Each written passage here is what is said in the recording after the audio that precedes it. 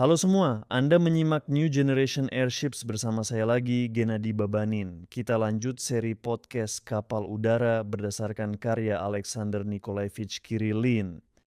Di episode sebelumnya kita membahas hal mendasar, fisika penerbangan aerostatik.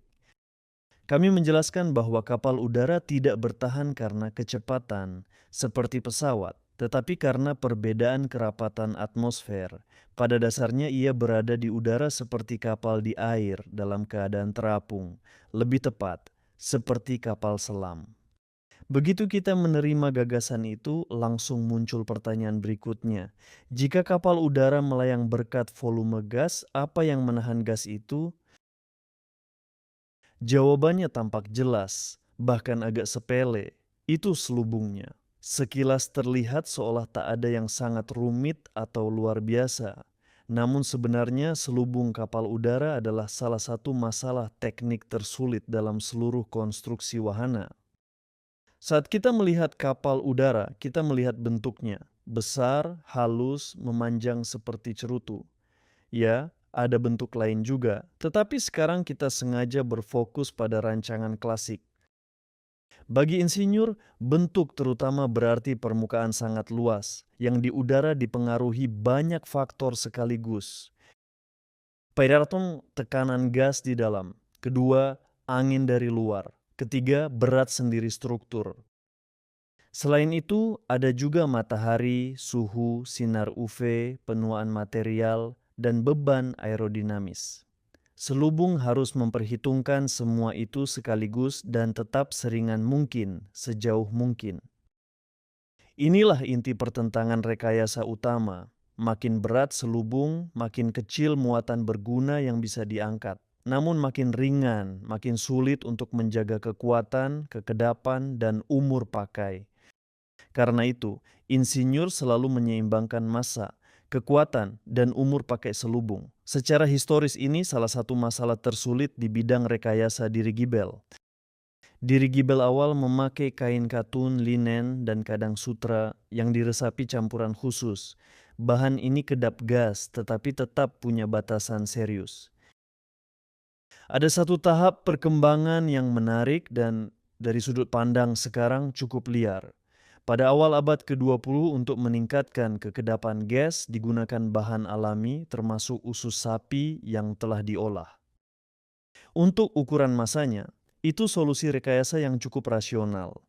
Bahan seperti itu memberikan kekedapan gas jauh lebih baik daripada kain biasa, tetapi pendekatan ini juga punya batas. Pertama, ini mahal sekali.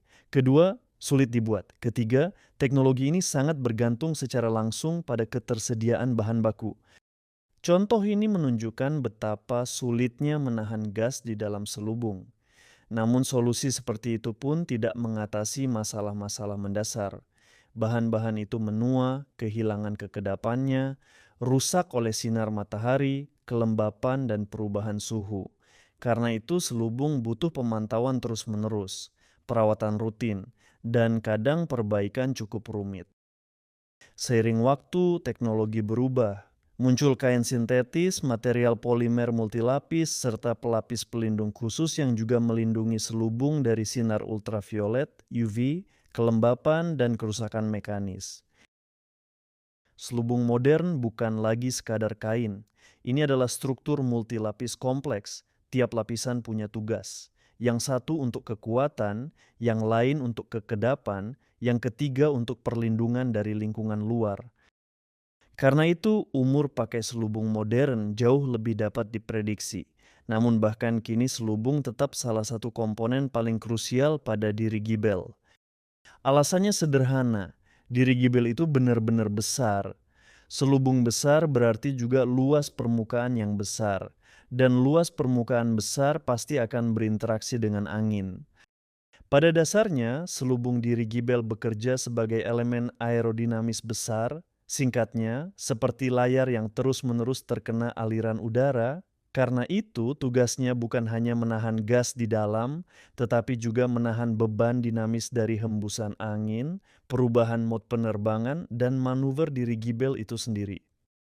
Ya, sebagian dampak bisa dikompensasi oleh sistem kendali, Tapi kebutuhan akan perhitungan presisi tinggi atas bentuk, distribusi beban, dan struktur material tetap ada.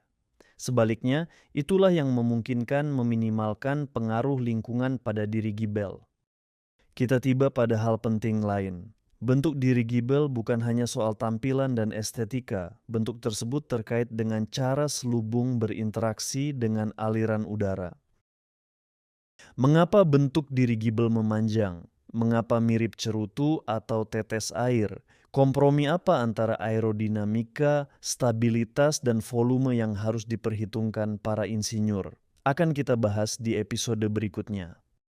Saat kita membahas bentuknya, jelas di balik garis mulus itu ada pekerjaan besar para insinyur dan puluhan tahun pengalaman. Terima kasih atas perhatian Anda. Sampai jumpa di episode berikutnya.